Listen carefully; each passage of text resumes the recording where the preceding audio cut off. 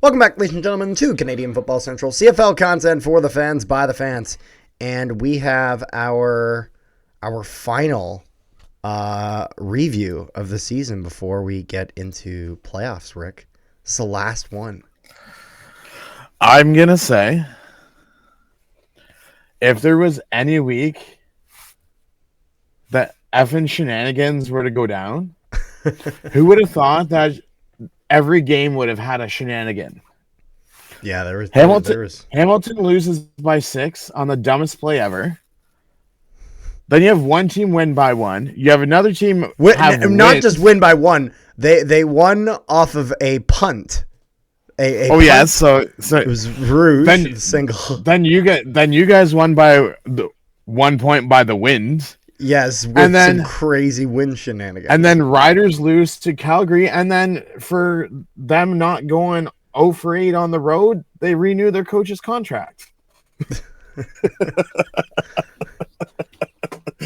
Which we'll get to that. But anyways, we're gonna start with the first game of the week, Rick, which is the Ottawa Red Blacks defeating the Hamilton Ticats by a score of 37-31. I was expecting Hamilton to win this one, but they didn't. Listen.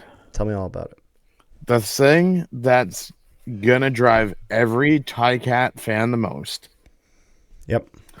I'm not even going to talk about the whole game. I'm just talking. Well, there's 3 things I need to just mention about this game.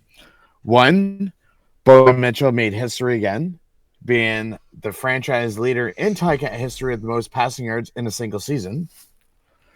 Stephen Dunbar is another 1,000-yard receiver. And for the love of God, can we not run the same play 3 times in a row? Because not once, but twice. The team's going to know what the F we're running on the 3rd freaking time. And if you know what I'm talking about, ask Toronto, because Toronto knows what it's like when they stop us at the 1-yard line. And they run the ball up the middle with Litre 3 times. It's not even like do a handoff over to the right. Do a handoff. Pass it. Something. Yeah. But did you know that there were 7 game changes, like score changes, in the 4th quarter? 7 in a row. I didn't. That is ridiculous. Jeez. And both had over 400 passing yards. Yeah. Bo had 425, 1 touchdown, 1 interception. Whereas Drew Brown had 445 yards. 3 touchdowns, 1 interception. So good night for him. Pimpleton, good night on the receiving corps for the Red Blacks. He goes 6 receptions, 167 receiving yards, 1 touchdown for him, then a touchdown as well for Jalen Ackland, Braylon Addison, and then Dominic Rhymes also got 115 yards receiving. So not really much of a rushing game. Dustin Crum would rush for 42 on 1 rush, but Stephen Dunbar had 9 for 12 for 180 yards. And Greg Bell almost once again had 100 yards. So, people, that is why James Butler is not coming back next year. Yeah. Because you guys got some guys that... And... yeah. Was it last week or were we talking offline about a certain Ticat? Remember how I asked you the question? Is there a player that you always thought that you guys would bring back? And remember how I said, oh, if there's one player that you guys would bring back, and you're like Justin Medlock? Yes. There is a former Bomber on the Ticat team, and I'm going to start calling him Captain Clutch. Because every time Bo needs to throw a long bomb, you just got to find Mr. O'Leary Orange. You got to be careful, because that Captain Clutch, that name is taken. You know that, right?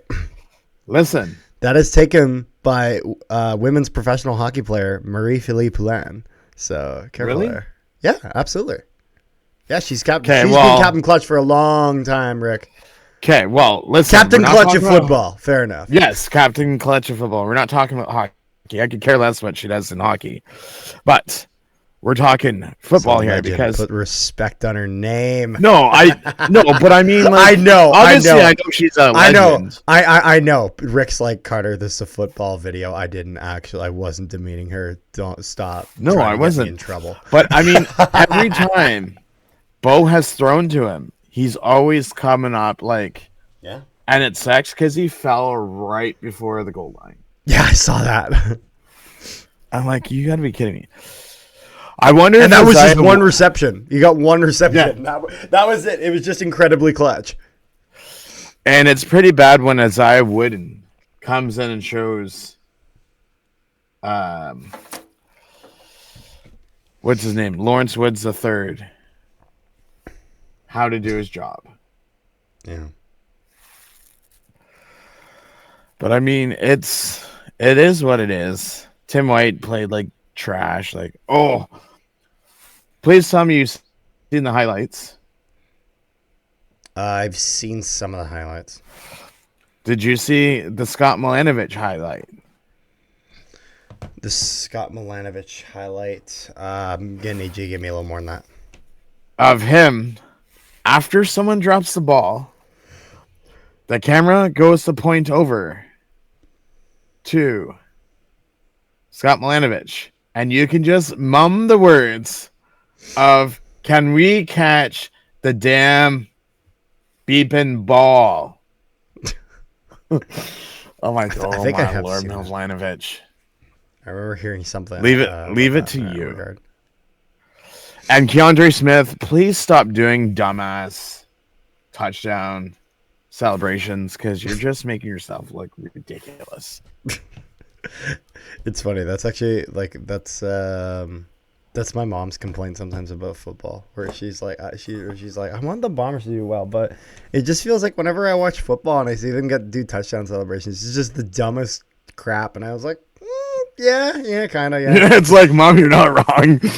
Like when a guy goes into the end zone and he does whatever the fuck that break dancer was in the Olympics, where the fucker.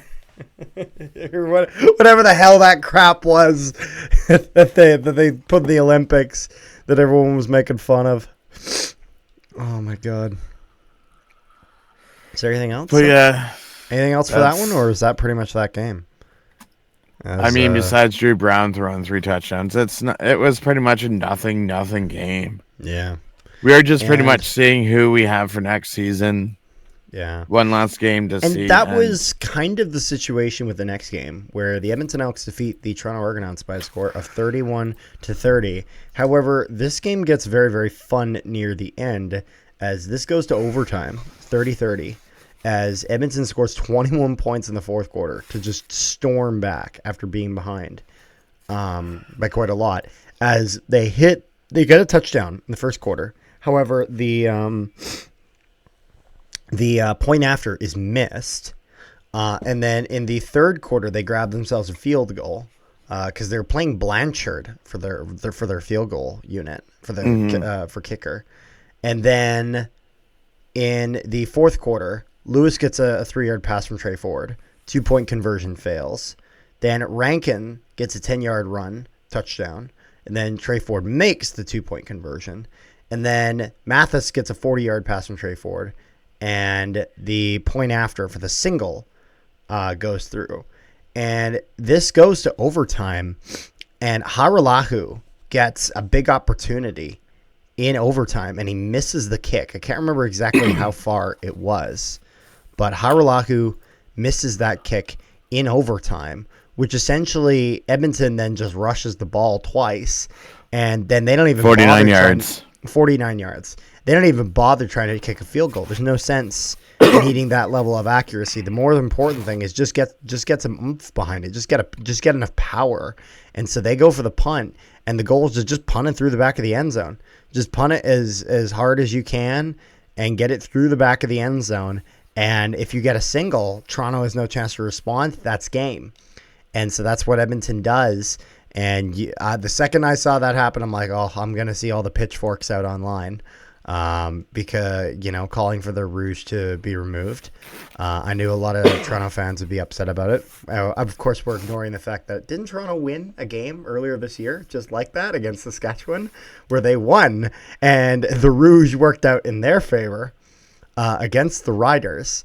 So just a little bit of something I was chuckling about there. So people can complain about the Rouge all they want, but some people have been being consistent with their argument, to be fair, and some have not. So just make sure you're consistent, as it can't just be when rules for thee, but not for me.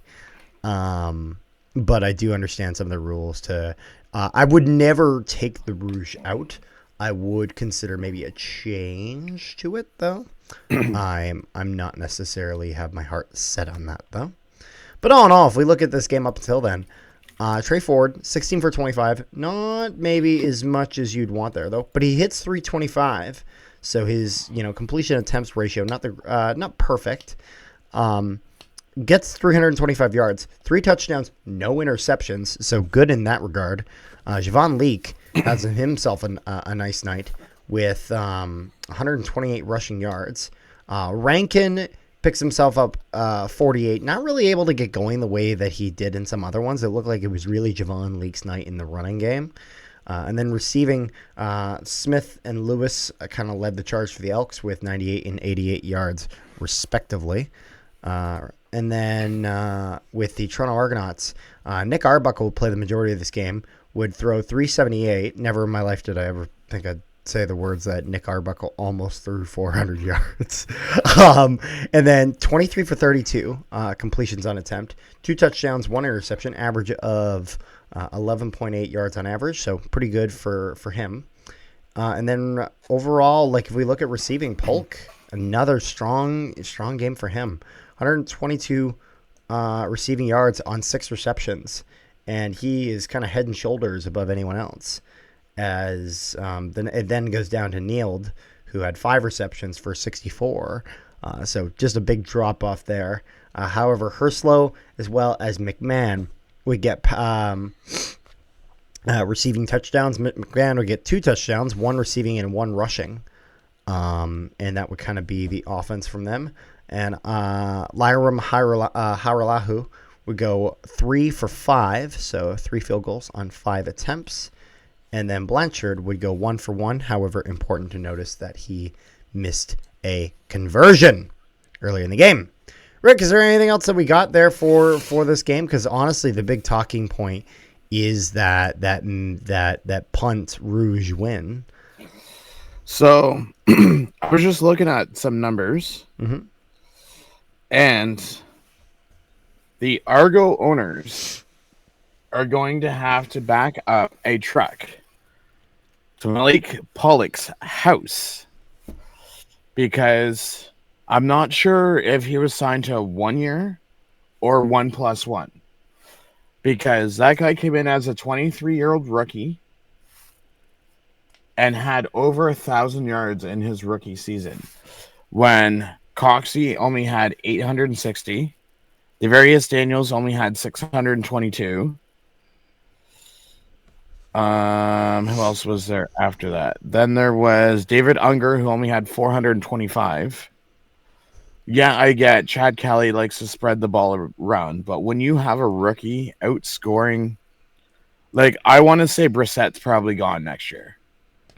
One of their receivers will be gone. I don't think Tommy Need will be gone, but when that guy goes and scores that kind of season, leads your team in touchdowns, you can bet you that they're going to be back in the bank. Well, I'm not saying a $200,000 contract, but I'm saying if you go from maybe $75,000 of a rookie contract to maybe a $90,000. Yeah. Almost 3 figures for that guy that had that kind of year. Wouldn't be surprising if they redid his contract. Because he's probably going to turn around and say, well, I just did this on our team, and I'm a rookie. I think I should get more money. Yeah. It is what but it other is, than though. that, Oh, the interesting thing is, yeah, that first round draft pick that Edmonton has to forfeit in the first round from Mathis. Yeah. He only had 106 or 137 yards in 10 games. Wow. And you gave up a first overall draft pick for that. Rough start. No kidding. Maybe he can turn it around next year. We'll have to see. See who their quarterback is. But that would conclude it for the Friday games, which would then leave us with the Saturday, which I think was definitely probably the more noticeable of the two. However, one thing that I heard kind of proposed is that the CFL should switch to a flexible schedule, essentially saying the games will happen on the same days, but there could be flexibility in putting one game after the other and having those changes be made to kind of craft a bit of a more interesting narrative, in the sense that in a situation like this game, making it so the Saskatchewan game happens first, so that essentially both games have some level of relevancy, as relevancy was only guaranteed for the Saskatchewan game if Winnipeg lost. And so you're saying that this game should have been second? I'm saying is that if you're someone who believes in the flexible schedule system, in having that fluidity in order to do that, you would probably have better viewership of the second game, both games combined, if the Bomber game was second, just because then you would go through the Saskatchewan game and you'd be like, okay, like, you know, is Saskatchewan going to win? And that could affect the next one. And so here's my theory on that is the exact same thing that you're discussing would happen to the exact same thing to you guys that happened to Saskatchewan, because the moment that you guys won, they took out half their lineup. If Saskatchewan would have lost the first game, you guys would have taken out half your lineup. So I mean, either way, it still would have happened. Yeah, that was something I had heard discussed. But anyways, I guess going into the actual game itself, obviously the big talking point is going to be that Mother Nature had is a Bomber fan. Is a Bomber fan, which I'm all for it. You know, all for it. I love that that Mother Nature is a true blue Bomber fan. So great. I have a question. Yeah. So how is it that you guys get away with the 12th man, but Saskatchewan doesn't? Sorry, I had to throw that in there. Or do you mean the 13th man, like the? Oh yeah, sorry, yeah, I thought it was the 12th, but yeah, the 13th man. 12 down in the States, my guy. It's 13 up here. If you're talking about the extra. I'll tell That's you. Funny. I'll tell you exactly why. It's because they played that game. Is because that kick that they needed to make. They were playing in the Sky Dome and the roof was closed. That's why. I mean, in 09, no, it was. They were playing in the Sky Dome and the roof was closed. That was the answer. So that's funny because Montreal. We're gonna open the roof before a field goal. Montreal goes to kick it, and then nothing happens. And this was their punt, and it goes out of bounds. Yeah. No, but it's not even that. Like, you just see leaves blowing. Oh yeah, no, on the field.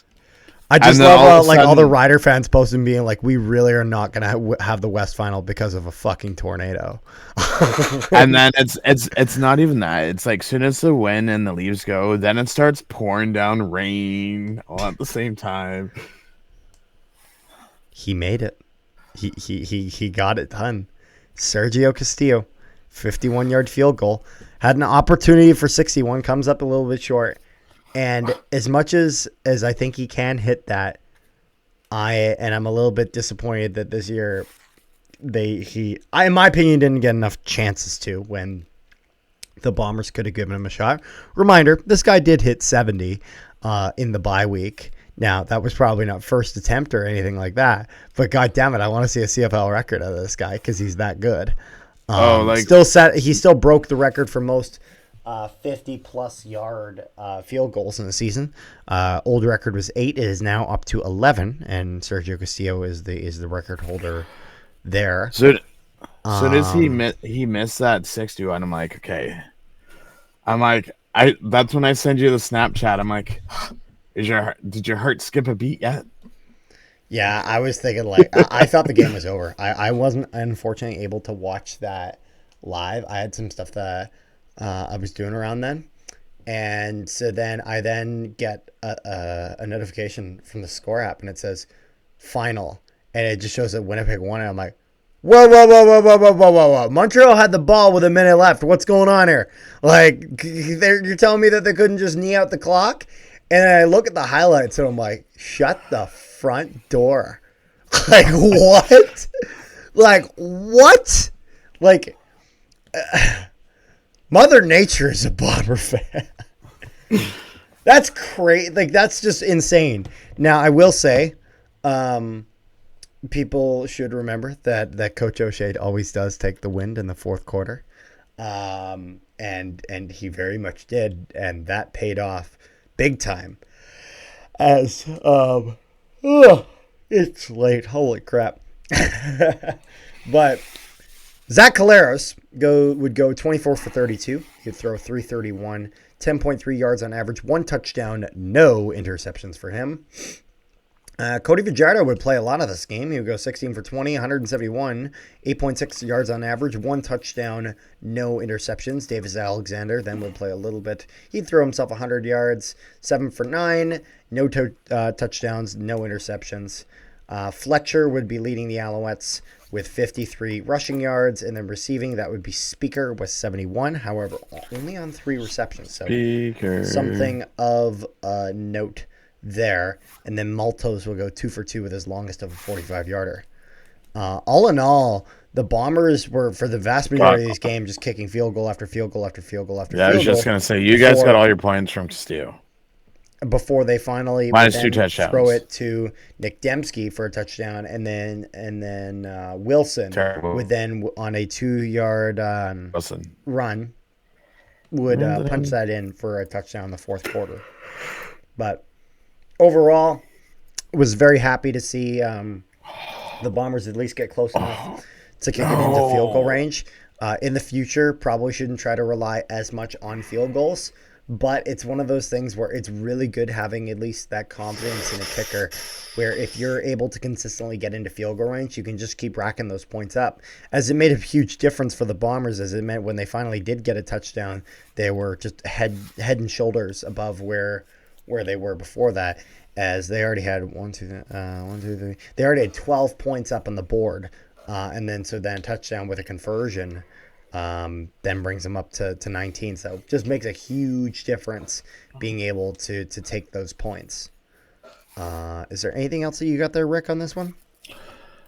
So I was just looking at your guys' receiving yards. Mm-hmm. Ontario Wilson finished with 1,026. Mm-hmm. Malik Polk finished with 1,024. So those are going to be my guesses for the 2 rookie of the year. You don't think Shamar Bridges? Well, I mean, Shamar Bridges was injured the last 3 games. Yeah. So, I mean, there's always next year, but anyways, so when it rains in Alberta, do you know what happens, Carter? What happens? It fucking pours. Because Calgary, bloody Calgary, won their first road game of the season. And that warranted a contract extension, as a team that we expected to just go clear house on has already renewed their head coach. So, and not only that, are you looking at what I'm looking at? Jake Maier threw 293 yards and 3 touchdowns. 3 freaking touchdowns. Yeah, no, it is just kind of funny how Jake Maier can be so all over the place.